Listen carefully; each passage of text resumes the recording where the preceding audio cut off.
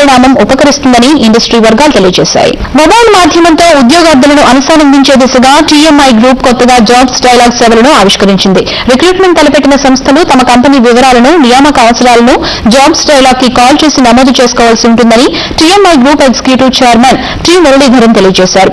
తొలి ఏడాది తెలంగాణ, ఆంధ్రప్రదేశ్ లో 1100కు పైగా సంస్థలు 4000 నియామకాలు లక్ష్యంగా పెట్టుకున్నామన్నారు. జాబ్స్ డైలాగ్ ను కేంద్ర ఎంఎస్ఎంఈ శాఖ మంత్రి కల్రాజ్ మిశ్రా అధికారికంగా ఈ నెల 26న ప్రారంభిస్తారని ఆయన అంటున్నారు. We are like a marriage broker. We are being the employer, we are being the employee, arrange for the interview, सब कुछ करते हैं. First program is we going to start through the associations. We tied up with factory, we tied up with at least 25 associations, highly lot of them. Nationally we are also tying up with FICCI. What is the association route? Second route is going to be largely through newspapers. We are running a column now. So the idea is to reach through the media and through our own web properties to reach out to the media.